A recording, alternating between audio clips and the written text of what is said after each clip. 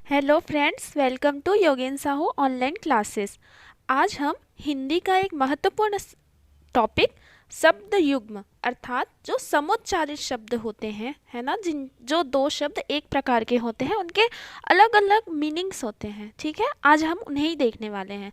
तो सबसे पहले जानते हैं शब्द युग्म क्या होता है।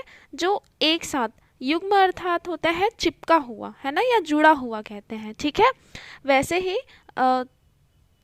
वैसे ही शब्द जो जो एक साथ एक समान दिखते हों या एक जैसे उच्चारित होते हों, ठीक, परंतु उनके अर्थ भिन्न भिन्न होते हैं, उन्हें समुच्चारित शब्द कहते हैं।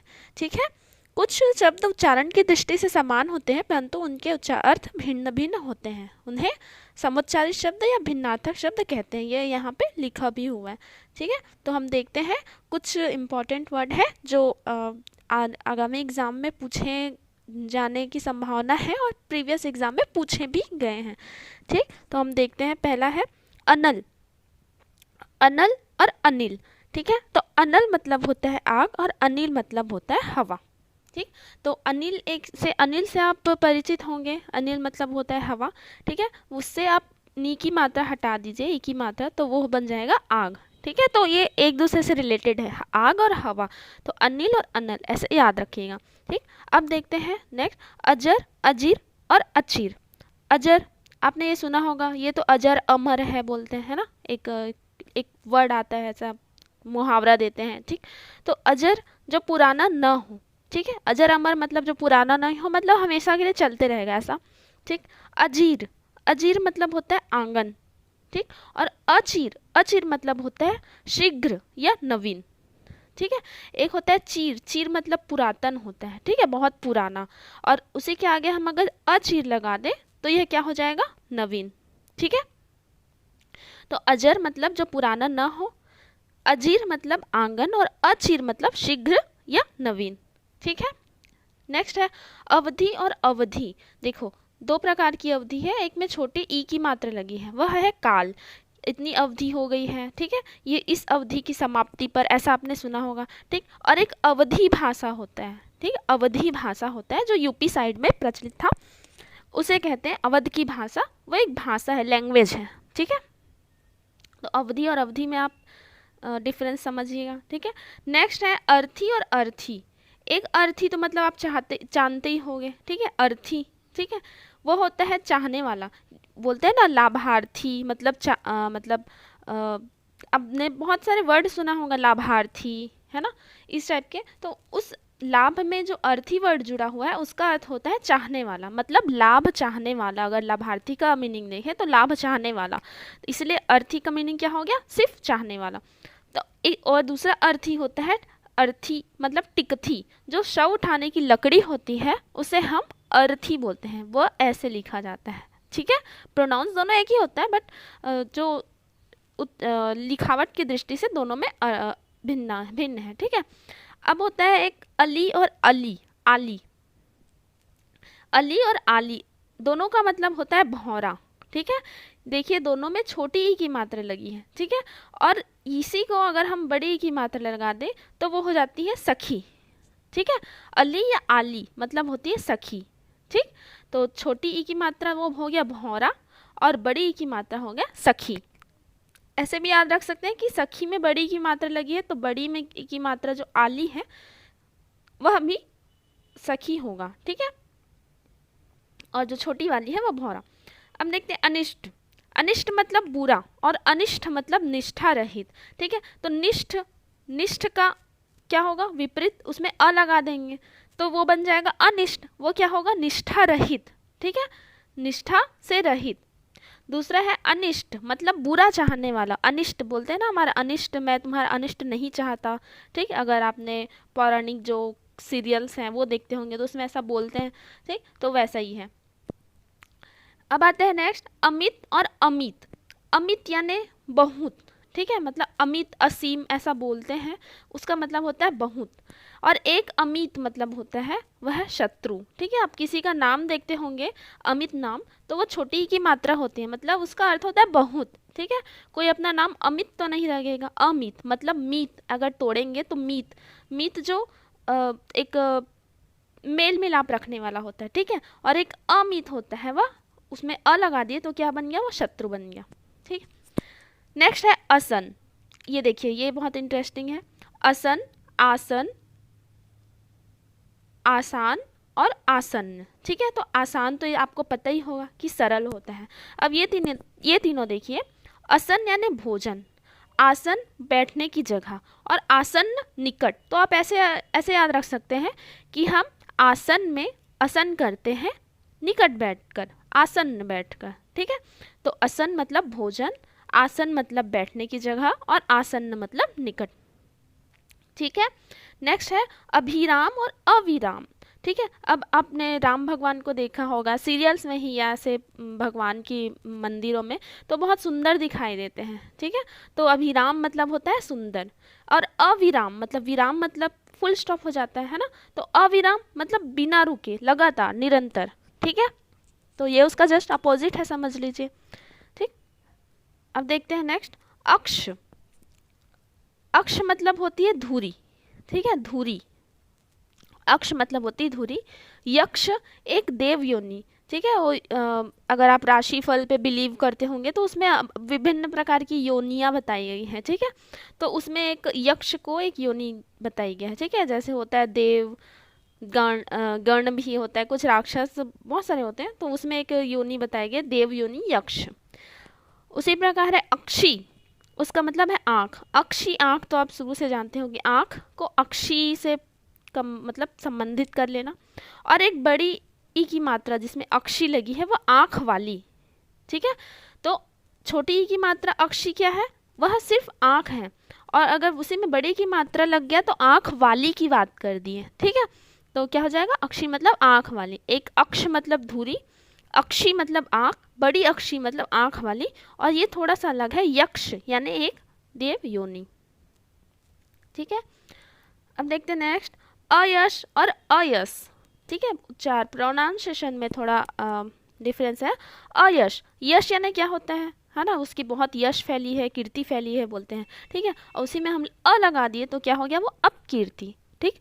उसी तरीके से अयस, अयस इसमें ना जो पुराण में है, आई थिंक ये विष्णु पुराण है या मत्स्य पुराण है, ये आप हिस्ट्री में पढ़ेंगे, उसमें लोहा को अयस कहा गया है। ये जब मौर्य काल जब चल रहा था ना, उस समय जब कौटिल्य के अर्थशास्त्र का जो था उसमें जो बताया गया था, है ना, उसमें लोहा को अयस कर से प्रोनाउंस किया गया था, ठीक है। तो आप वैसे भी आ सकते हैं, ऐसे भी याद रखिए कि अयस यानी होता है लोहा। अणु, अणु मतलब होता है कण, ठीक है। अणु आप जानते होंगे, छोटे छोटे अणुओं से मिलकर एक परमाणु बनता है, ठीक, ऐसा अणु मतलब होता है कण। और एक अनु, अनु मतलब होता है पश्चात, ठीक है, अनु पश्चात, ठीक है। तो अणु मतलब होता है कण, और अणु मतलब होता है पश्चात। नेक्स्ट है अंजन, अंजन मतलब होता है काजल, ठीक है। और एक होता है अजन, अजन मतलब जन रहित, जन, जन मतलब जानते हो, जन से ही जनता बना है, और जहाँ पे अजन है वहाँ पे कोई जनता है ही नहीं, मतलब जनता से रहित, और उसी को हम मात्रा लगा दिए तो वह हो जाएगा अंजन। अंजन मतलब होता है काजल। अब है अवलंब और अविलंब। अविलंब, विलंब मतलब तो आप जानते होंगे, जो देरी करता हो, ठीक है। एक है मेरे फ्रेंड जो बहुत ही देरी करते हैं बात बात में, ठीक। तो उसे कोई भी हो, देरी करने पे तो किसी को भी गुस्सा आएगा, ठीक है। अगर हम उसी को विलंब के आगे अ लगा दिए तो क्या हो जाएगा, बिना देरी किए, ठीक। तो वो होता है अविलंब। तो अविलंब मतलब समझ जाएंगे आप, बिना देरी के। उसी प्रकार है अवलंब, ठीक है। अब आप ऐसे याद रख सकते हैं, फ्रेंड है, विलंब करते हैं बट सहारा भी देते हैं, ठीक। तो विलंब के आगे आप लगा लिए अविलंब, और अवलंब मतलब वही सहारा देते हैं, ठीक। तो वो हो गया अवलंब, अवलंब यानी सहारा, और अविलंब यानी बिना देरी किए या तुरंत, ठीक। नेक्स्ट है अभिहित और अविहित।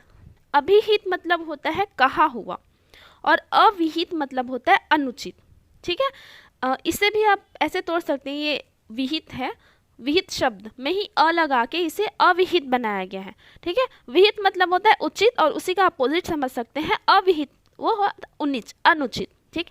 उसी प्रकार है अभिहित, मतलब कहा हुआ, ठीक है। मतलब हित, मैं तुम्हारा हित चाहता हूँ इसलिए मैंने कहा, ऐसा आप कोड बना के याद रख सकते हैं।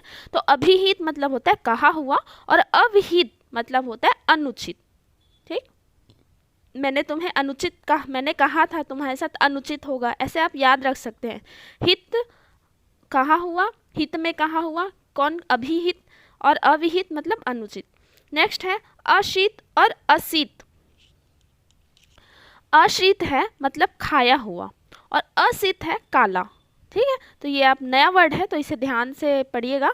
अशीत, ये वाला शक्कर का श जो आएगा वो है खाया हुआ, तो आप ऐसे याद रखते हैं, श वाला, ये वाला शक्कर का स है तो हम शक्कर खाते हैं, ठीक, ऐसे याद रख सकते हैं। और असीत, असीत मतलब होता है काला, ठीक। नेक्स्ट है अगम। अगम का बोल, अगम और एक आगम, ठीक है। अगम मतलब होता है दुर्लभ, ठीक है, या जहाँ जाना असंभव हो, ठीक है। एक और मीनिंग होता है जहाँ जाना असंभव हो, मतलब यहाँ जाया नहीं जा सकता, मतलब बहुत दुर्लभ है वो जगह, ठीक है, उसे बोलते हैं अगम। मतलब गम मतलब जाना होता है, गम वो वाला गम नहीं है, ये गमन, गमन वाला गम है, ठीक है, इसे गम भी बोलते हैं। उसका मतलब होता है जाना, तो ऐसे जगह जहाँ जाना दुर्लभ हो उसे अगम बोलते हैं, ठीक है, अगम। और वही वैसे ही है आगम। आगम मतलब होता है उत्पत्ति या शास्त्र, ठीक है। एक उत्पत्ति का जो आप बोल सकते हैं पर्यायवाची है आगम, ठीक है। नेक्स्ट है अतुल और अतल, ठीक है। अतुल मतलब जिसकी तुलना ना हो सके, तो आप ऐसे आ सकते हैं अतुलनीय, ठीक। और अतल मतलब तलहीन, जिसका तल नहीं है, तल, तल के आगे अ लगा दिए, ठीक है, जिसका तल नहीं है वह तलहीन। अब देखिए अर्थ और अर्थ दोनों एक जैसे ही लिखा है, बट दोनों का मतलब अलग अलग है। कहीं कहीं पे अर्थ का मतलब होता है अभिप्राय हो जाता है, इसका क्या अर्थ है हम पूछते हैं, ठीक है। और एक अर्थ का मतलब है धन। अर्थव्यवस्था आपने सुना होगा, मतलब अर्थव्यवस्था क्या होता है, धन की व्यवस्था, ठीक है, उसे ही धन कहते हैं, ठीक है, अर्थ को, ठीक। तो अर्थ के दो मीनिंग है। फिर आते हैं अग। अग यानी सूर्य या अचल, ठीक है, सूर्य या अचल। और अघ, अघ यानी है पाप, ठीक है। तो अग यानी सूर्य या अचल, और अघ यानी है पाप, ठीक। अभिज्ञ और अविज्ञ, यहाँ पे आप ध्यान रखिएगा, अभिज्ञ वह होता है जानकार, ठीक है। मैं इससे अभिज्ञ नहीं हूँ, मतलब मैं इससे अभिज्ञ हूँ, इसका मतलब होता है मैं इसकी जानकारी मुझे है, ठीक है।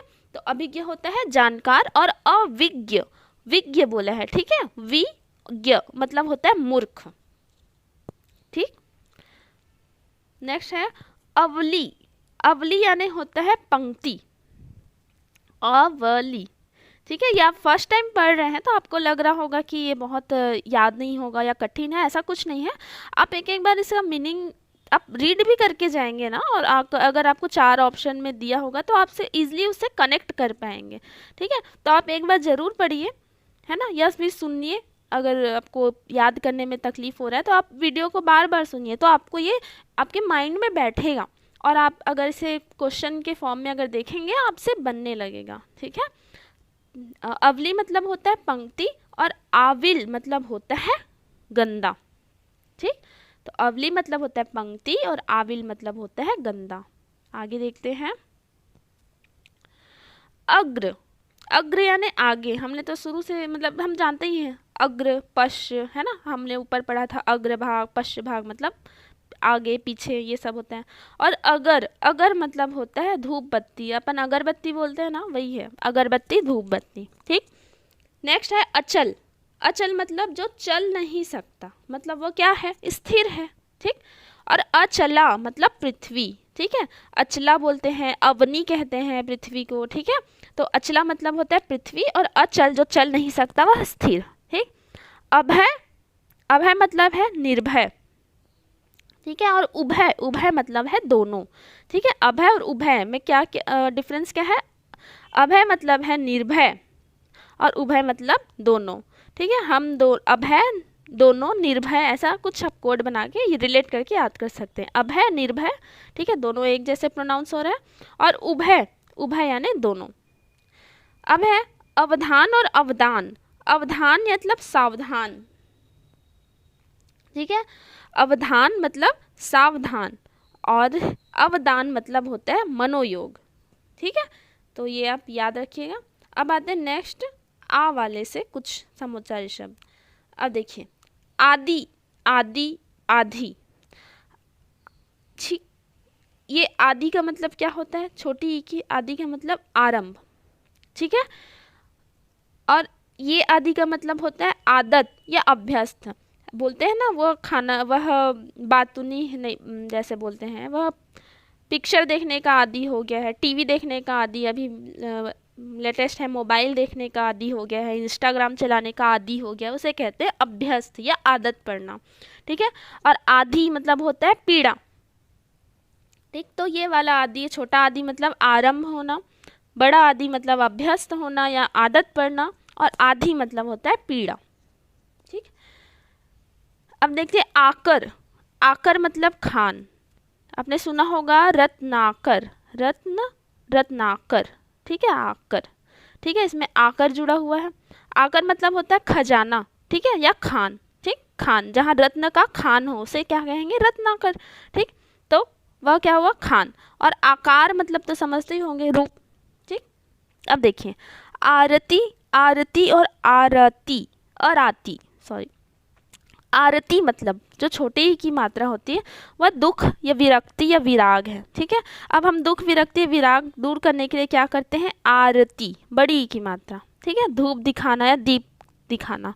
ठीक, और एक है अराती, अराती मतलब होता है शत्रु। ठीक, तो ऐसे याद रख सकते हैं, शत्रु से आपको क्या मिलता है, दुख। शत्रु से आपको दुख मिलता है, तो आप क्या करते हैं, धूप दिखाते हैं। बस आपको स्पेलिंग याद रखना है कि जो अराती है वह शत्रु है, छोटी की मात्रा है वह दुख है, बड़ी की मात्रा है वह धूप दीप है। ठीक, आमरण और आभरण। आमरण मतलब होता है मृत्यु तक। ठीक, और आभरण मतलब होता है आभूषण। आभरण मतलब भरण मतलब हो गया आभूषण, ठीक, या गहना। आमरण मतलब मृत्यु तक। आपने सुना होगा गांधी जी ने आमरण अनशन किया था, शुरू किया था। ठीक है, मतलब मृत्यु तक होता है वो। नेक्स्ट है आहुत। आहुत मतलब यज्ञ में डालना या अतिथि सत्कार। ठीक है, एक होता है आहुत हम यज्ञ में डालते हैं, और दूसरा होता है अतिथि सत्कार। ठीक है,